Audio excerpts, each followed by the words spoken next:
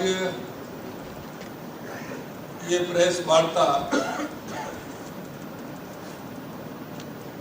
इसलिए बुलाई गई है कि आप सभी देख रहे हो, जैसा आप सभी को पता है, देश के यशस्वी प्रधानमंत्री नरेंद्र मोदी जी महिला शक्ति को संसद और विधानसभा में प्रतिनिधित्व देने के लिए संविधान संशोधन विधेयक 2026, परिसीमन विधेयक 2026 एवं केंद्र शासित प्रदेश कानून संशोधन विधेयक लेकर आए। ये विधेयक वो विधेयक था कि इसके पारित होने से 2029 के आम चुनावों में ही लोकसभा और विधानसभा में हमारी माता बहनों को 33% आरक्षण प्राप्त करने में सक्षम होगा। क्योंकि आपने जैसा देखा है और आप जानते हैं, क्योंकि आजादी के 70 साल बाद भी आप देख सकते हैं कि जो हमारी माता बहनों का हक था, जो सबसे ज्यादा देश के अंदर जिस पार्टी की सरकार रही, उसने कभी नहीं सोचा। इसके अलावा ये हमारी संस्कृति में भी है कि लगातार हमारी माता बहनों का स्थान आगे होना चाहिए। देश की आधी आबादी को उसका हक मिलना चाहिए। इसे ही देखकर हमारे देश के यशस्वी प्रधानमंत्री नरेंद्र मोदी जी ने यह विधेयक लोकसभा और विधानसभा में हमारी बहनों को 33% आरक्षण देकर सशक्तिकरण की दिशा में मील का पत्थर साबित होने वाला था, जो विपक्ष के नकारात्मक रवैये के कारण यह पारित नहीं हो सका। लेकिन इस विधेयक को लेकर संसद में जो हुआ, उसने न केवल भारत के लोकतंत्र को बल्कि देश की आधी आबादी हमारी माता बहनों के सपनों को गहरी चोट पहुंचाने का काम किया है। भारत के संसदीय इतिहास में 17 अप्रैल का दिन एक नए अध्याय के रूप में जुड़ सकता था, लेकिन विपक्ष ने अपनी स्वार्थ की राजनीति से इसे काला पृष्ठ बना दिया है। हमारे यशस्वी प्रधानमंत्री श्री नरेंद्र मोदी जी ने कहा कि दलगत राजनीति से ऊपर उठकर इस पहल का समर्थन करने की अपील की, और हमारे गृह मंत्री जी ने और संसदीय कार्य मंत्री जी ने उनके जो प्रश्न थे, एक एक प्रश्न का उनको जवाब दिया। जो उनके अंदर भ्रांतियां हुई, उन भ्रांतियों को भी निकालने का काम किया। हमारे उन सभी सदस्यों ने दलगत भावना से ऊपर उठकर इस विधेयक का समर्थन करने की अपील की, लेकिन विपक्ष हमेशा की तरह नारी शक्ति के विरोध में खड़ा रहा। मोदी जी का सपना है कि विधानसभा से लेकर संसद तक हमारी मातृशक्ति का नेतृत्व हो। नारी शक्ति बंधन केवल बिल नहीं है, बल्कि विकसित भारत के संकल्प का आधार है। और जैसा मैंने पहले कहा कि आज से नहीं है, ये अनादिकाल से हमारी संस्कृति में माता बहनों को आगे रखा है। आप देख सकते हैं, भगवान से पहले हमारी माता का नाम आता है। सीताराम, राधे श्याम, लक्ष्मी नारायण, अरे ये तो हमारी संस्कृति है कि हम माता बहनों को आगे रखते हुए, हमारी संस्कृति बताती है कि इससे हमारी माता बहनों का सम्मान होता है। प्रधानमंत्री जी ने 4 जातियां बताई उनमें अगर सबसे पहले महत्वपूर्ण जाती थी तो वो हमारी मातृशक्ति थी। वो कहते हैं कि देश के अंदर 4 जातियां हैं, महिला, युवा, किसान, मजदूर। सबसे पहले हमारी मातृशक्ति, हमारी महिलाओं को स्थान दिया।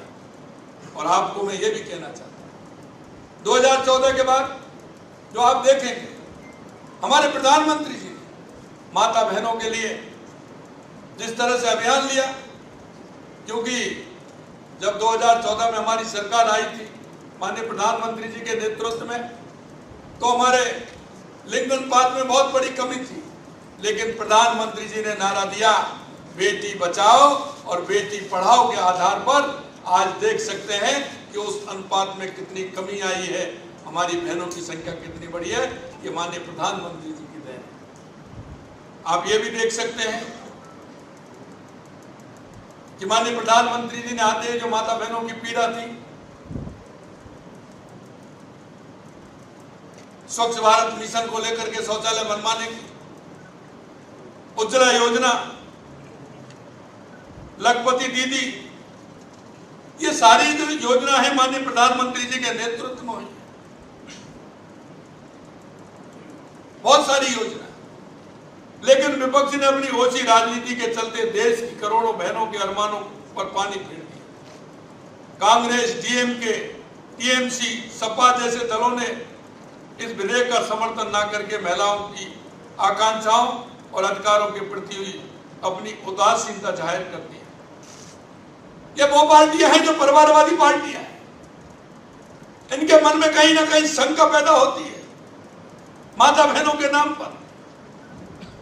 ये परिवारवाद से आगे नहीं निकलते हैं, पूरा देश जानता है। ये वो पार्टियां हैं जो परिवार की पार्टियां हैं, उससे आगे नहीं निकल सकती। इनमें महिलाओं को आगे लाने में भी इनको दिक्कत होती है। आप देख सकते हैं लोकसभा में कांग्रेस में इसके सहयोगी दलों ने नारी शक्ति बंधन अधिनियम को रोककर महिलाओं का अपमान किया और फिर इस जीत का जश्न भी मनाया। लोकतंत्र के इतिहास में यह सर्वनाक पल था, यह सर्वनाक पल था। यह उनकी असली चेहरे को उजागर करता है। सदन में से रोकने के लिए कांग्रेस और ईडी गठबंधन की सोची समझी रणनीति थी ताकि महिलाओं को उनका अधिकार ना मिल सके। विपक्ष ने ओबीसी महिला परिसीमन में दक्षिण भारत के नाम पर भ्रम फैलाया ताकि क्षेत्रीय भावनाओं को भड़काया जा सके, असली मुद्दे से ध्यान हटाया जा सके। जबकि वास्तविकता यह है कि सीटों की संख्या बढ़ने पर सभी राज्यों को समुचित प्रतिनिधित्व मिलता है। और हमारे गृह मंत्री जी ने एक एक करके बताया, जो उनके प्रश्न थे उनका सबका जवाब दिया और उनको कहा कि कम नहीं, उनको ज्यादा मिल रहा है। और मैं कहना चाहता हूं कि लेकिन समझेगा वो जो समझना चाहते हैं। ये विपक्ष के लोग लगातार आप देख रहे हैं, सबसे सर्वनाक बात यह है कि यही दल महिला सम्मान का ढोंग करते हैं, लेकिन जब संसद में महिलाओं को वास्तविक प्रतिनिधित्व देने का समय आता तो विरोध में खड़े हो जाते हैं। ये इनका ढोंग भी है। कांग्रेस ने हमारी नारी सम्मान की केवल बातें की, बातों के अलावा कुछ नहीं किया। जब अधिकार और संवैधानिक धरातल पर उतारने का समय आया तो उन्होंने मामले को ठंडे बस्ते में डालने की पुरानी रणनीति अपनाई। कांग्रेस ने लंबे समय तक सत्ता में रहने के बावजूद महिलाओं को केवल वोट बैंक के रूप में इस्तेमाल किया।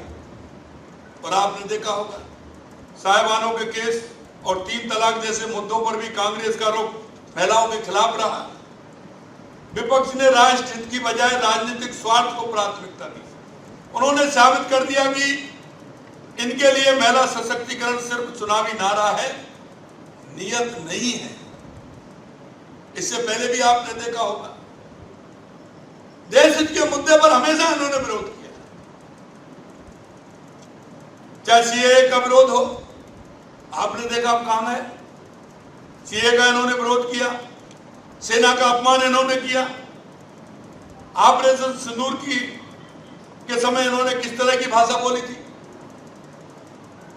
वो भी आप देख रहे हैं। विपक्ष ने अपने राजनीतिक स्वार्थ और वोट बैंक को देश और समाज के हित से ऊपर रखा। नारी शक्ति इस विश्वासघात को कभी भी भूलने वाली नहीं है। ये कान खोल करके विपक्ष के लोग सुन लें। तो जिस तरह का कुठाराघात उन्होंने किया है और समय आने पर हमारी माता बहनें इसका जवाब भी उनको देने वाली है। देश की मातृशक्ति सब भूल सकती है, लेकिन वो अपना अपमान कभी नहीं भूल सकती। राहुल गांधी जैसे नेता इस गंभीर मुद्दे पर भी जिम्मेदारी से बोलने की बजाय हल्की टिप्पणियां करते नजर आए। ममता बनर्जी और उनकी पार्टी खुद को महिलाओं की हितैषी बताती, लेकिन संसद में उनका रुख उसके बिल्कुल विपरीत रहा। सपा डीएमके जैसे दलों का इतिहास भी महिला आरक्षण के विरोध में रहा है।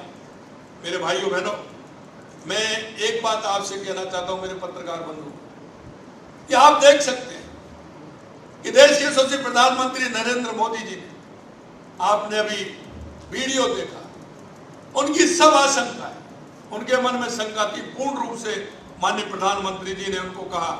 माननीय प्रधानमंत्री जी ने देश की माता बहनों को भरोसा दिलाया है कि लोकसभा में अवरोध के बावजूद एनडीए सरकार नारी सम्मान, सामाजिक न्याय की इस लड़ाई को और अधिक मजबूती के साथ जारी रखेगी। यह भी हम कहना चाहते हैं। माननीय प्रधानमंत्री जी ने के नेतृत्व में हमारी सरकार रुकेगी नहीं, झुकेगी नहीं।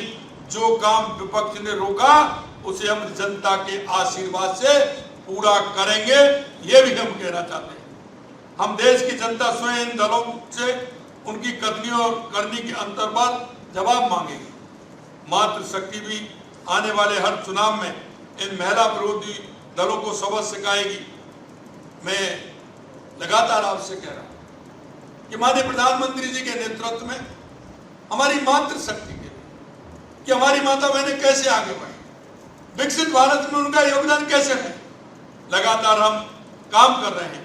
माननीय प्रधानमंत्री जी के नेतृत्व में प्रधानमंत्री मातृ वंदना योजना, लाड़ो प्रोत्साहन योजना, और राजस्थान के अंदर तो हम लगातार माता बहनों के लिए आंगनबाड़ी जो हमारी कार्यकर्ता है उनको 10% हमेशा वेतन बढ़ाने का भी काम कर रहे हैं। यहाँ हमने 500 कालिका पेट्रोलिंग यूनिट का गठन भी किया है, इसमें 2000 कांस्टेबल मैंने सृजन किया है। और लखपति दीदी योजना में तो लगातार आप देख रहे हैं कि हमारी माता बहनों का आर्थिक रूप से कितना संबल मिल रहा है, वो आर्थिक रूप से किस तरह से मजबूत हो रही है। और मुख्यमंत्री लखपति दीदी ऋण योजना के तहत लगातार ऋण दिया जा रहा है, और राजस्थान सरकार ने तो 1 लाख की जगह उसको 1.5 लाख रुपए भी किया है। मुख्यमंत्री मातृ पोषण योजना, माँ वाउचर योजना, मुख्यमंत्री नारी शक्ति उद्यम प्रोत्साहन योजना, महिलाओं को लगातार सोलर दीदी के माध्यम से, बैंक सखी के माध्यम से लगातार सरकार काम कर रही है। मुख्यमंत्री एकल नारी सम्मान पेंशन योजना, लगातार मैं कह सकता हूं कि हर क्षेत्र में माता बहनों को सुदृढ़ करने के लिए, उनको आर्थिक रूप से स्वावलंबी बनाने के लिए हमारी केंद्र और राज्य सरकार दोनों मिलकर के हमारी डबल इंजन की सरकार काम कर रही है। मित्रों, मैं यही कहना चाहता हूं कि विपक्ष के लोग, जो हमारी आधी आबादी है माता बहनों की, उसको जो उसका हक मिलना चाहिए, आपने देखा है कि 17 तारीख को किस तरह से उन्होंने हमारी माता बहनों के हक को छीना है। मैं इतना ही कहूंगा आपसे कि ये लोग वो लोग हैं जो देश में जब अच्छा काम होता है उसके लिए हमेशा ही विरोध करते हैं। मैं आपके माध्यम से कहना चाहता हूं कि ऐसे लोगों को निश्चित रूप से हमारी ये मातृशक्ति पूरी रूप से जवाब देगी, इतना मैं कहना चाहता हूं। जो 16 से 17 अप्रैल को विशेष सत्र, जो कि इतिहास में स्वर्ण अक्षरों से लिखा जाता है, माननीय नरेंद्र मोदी जी ने 2014 से लगातार हमारी महिलाओं को सम्मान और उनको हर क्षेत्र में आगे बढ़ाने का काम किया। नारी शक्ति वंदन अधिनियम जब 2023 में, क्योंकि उस समय उनको लगता था चुनाव था, तो विपक्ष को लगा कि अगर हम इसका विरोध करेंगे तो सर्वसम्मति से सबने पास किया। अब जब मौका आया, क्योंकि देश में हमारी आधी आबादी नारी शक्ति है, हम अर्ध नारी वर्षव कहते हैं, और आदिकाल से हमारी संस्कृति हमारी परंपरा में नारी शक्ति को हमने एक दर्जा दिया है और हम नारी शक्ति को पूजनीय मानते हैं। आज से नहीं, आदिकाल से। माननीय नरेंद्र मोदी जी ने हर योजना में महिलाओं को एक केंद्र बिंदु में रखा और हर स्तर पे योजनाओं तक सीमित नहीं रखा। 2014 से हम लगातार देखते हैं स्वच्छ भारत की घोषणा की, 12 करोड़ से अधिक शौचालय महिलाओं का सम्मान में उन्होंने आज यहां तक सीमित नहीं रखा। आज हम पूरे भारतवर्ष की बात करें तो कम से कम 90 लाख बचत समूह है, उनके माध्यम से 10 करोड़ महिलाएं जुड़ी हुई, और मुद्रा बैंक की योजना की बात करें तो 70% महिलाएं लोन लेके अपना स्वयं का रोजगार करती। महिलाएं बचत समूह, स्टार्टअप और यहां तक जनधन खाते की बात करें, मैं ग्रामीण परिवेश क्षेत्र से आती हूँ। मैं आज कहना चाहती हूँ कि एक ऐसे क्षेत्र से आती हूँ जहाँ दूर तक राजनीति का मेरे लिए कोई आसार नहीं थे, नई राजनीतिक मेरा बैकग्राउंड था, जहाँ 40 घर की बस्ती की रहने वाली महिला, और वहां पर 40 घर की बस्ती में भी एक पक्का मकान था, सब कच्चे मकान और बरसाती से छाए हुए कवेलू के मकान और कच्ची दीवारें वाले मकान। आज की स्थिति बताना चाहूंगी कि आज अगर आप मेरे गांव में जाना चाहोगे तो आपको एक भी कच्चा मकान नहीं मिलेगा, सब पक्के मकान है। ये मोदी जी सरकार का कमाल है। और आज ग्रामीण क्षेत्र में हम जाएं देखें तो आज महिलाओं को मोदी जी के प्रति विश्वास और सम्मान है, और मोदी जी के प्रति उनको अटूट विश्वास है, और इस विश्वास को कायम रखने के लिए मोदी जी ने आधी आबादी को, जो कई दशकों से अपनी लंबी मांग को पूरी करने के लिए हर क्षेत्र की महिलाओं को एक आशा का किरण जगी। पर जब 16 और 17 का जब संसद चला तो जो महिलाओं को जो खुशी थी, कोई अपना वीडियो बना के व्हाट्सएप कर रही थी, कोई इंटरव्यू दे रही थी, कोई समाज सेवा क्षेत्र में काम कर रही, सरकार के साथ कदम से कदम मिला के, कोई डॉक्टर है, कोई वकील है, हर क्षेत्र में अपना काम कर रही थी। पर हर महिला का एक ही था कि मोदी जी अब महिलाओं को आरक्षण देंगे। जो विधानसभा लोकसभा में जो माननीय नरेंद्र मोदी का विकसित भारत का संकल्प है 2047 में, उनको लगा कि अब हम विधानसभा लोकसभा में आने वाले समय में हम भी इस विकास की, राष्ट्र के विकास में हमारी भी भागीदारी सुनिश्चित होगी। पर विपक्ष का जब हम देख रहे थे, हम सब लोग वहां उपस्थित थे, एक बात वो जरूर कहते थे कि नारी वंदन बिल पास में हम आपके साथ हैं। उन्होंने कई तरह के उसमें रोड़े अटकाए, जब आप भी लागू कर दो, आप उसी हिसाब से करो। अगर लागू ही करना है, महिलाओं को आरक्षण देना है, तो सबको पता है कि उस समय 54 करोड़ देश की आबादी थी, आज 140 करोड़ आबादी हो। और फिर इसमें कांग्रेस, समाजवादी पार्टी, तृणमूल कांग्रेस, डीएमके, उनको सबको ये लगता था कि अगर हम समर्थन करते हैं तो हमारे राज्यों का नुकसान होगा। माननीय प्रधानमंत्री जी नरेंद्र मोदी जी ने और माननीय हमारे गृह मंत्री अमित शाह जी ने स्पष्ट रूप से दो बार वहां पर एक्सप्लेन किया। अगर आपको ऐसा लगता है तो हम इस बात को दावे से कह सकते हैं कि किसी भी राज्य का, किसी भी प्रदेश का, किसी राज्य का कभी कोई नुकसान नहीं। उसके बावजूद भी इन लोगों ने और बहाने करे और बार बार सबको हमने मौका दिया। जब बात प्रतिपक्ष नेता की जब बोलने की बात आई तो आपने सुना होगा या सुन सकते हैं, उनको बोलने की जब बारी आई तो प्रधानमंत्री को जादूगर के रूप में, एक प्रधानमंत्री के देश का, उसको आप जादूगर बताते हैं।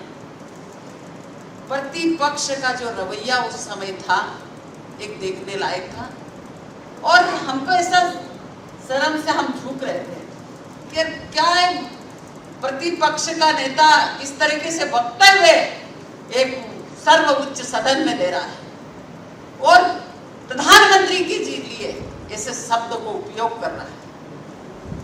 माननीय प्रधानमंत्री जी ने हर तरफ से विपक्ष को कहा कि आपको अगर ऐसा लगता है कि हमने, अगर मोदी जी अकेला श्रेय ले रहा है, तो आपको मैं विश्वास दिलाता हूं पूरी तरह से और एक एक सदस्य को कि अगर हमको हमारे राष्ट्र का विकास करना है और हमको नारी शक्ति को उनका हक हम दे नहीं रहे, उनका अधिकार हमसे अधिकार दे नहीं रहे, उनका अधिकार है, हमको देना नहीं है, वो ले रही है, तो हमको सर्वसम्मति से इस नारी वंदन बिल पास करके उनको आधी आबादी का उनका हक दे रहे। आप उपकार नहीं कर रहे। ये माननीय मोदी जी ने और कहा कि मैं सबसे निवेदन करता हूं कि आप लोग सर्वसम्मति से आप इसको पास करें। महिलाएं आपको भी, आपकी पार्टी को भी आने वाले समय में आपके साथ रहे।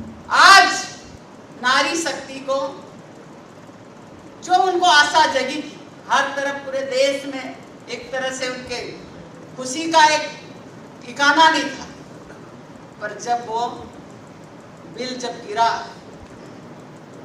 तो हर किसी को हमको लगा कि आप पहले ही पता लग गया कि आप पास नहीं होगा। तो तब सबके मन में निराशा छाई गई थी और विपक्ष उस समय टकारे बजा के जश्न मना रहा था। एक आधी आबादी को आप निराश करके आप आगे की राजनीति कर पाओगे? महिलाओं ने सब दुख सहन करा है नारी शक्ति ने, पर कभी अपना अपमान सहन नहीं करेगी और आने वाले समय में इसका मुंह तोड़ जवाब कांग्रेस को और समाजवादी पार्टी और तृणमूल कांग्रेस और टीएमसी को जरूर देगी। आज मैं बताना चाहती हूं कि माननीय नरेंद्र मोदी जी ने महिलाओं को योजनाओं दी, आपने नौकरी में, आज अगर हमारी महिलाएं कर्मचारी है उनको 12 सप्ताह अवकाश का था, उसको 26 सप्ताह करा ताकि नारी शक्ति आगे बढ़ सके, उसका स्वास्थ्य सही रहे, घर पालन पोषण बच्चों का कर सके। यही तक सीमित थी उन्होंने नौकरी में। आने वाले समय में आगे चल के अब जो मिलिट्री में जब भर्ती होगी तब महिलाओं को भी वो अधिकार दिया।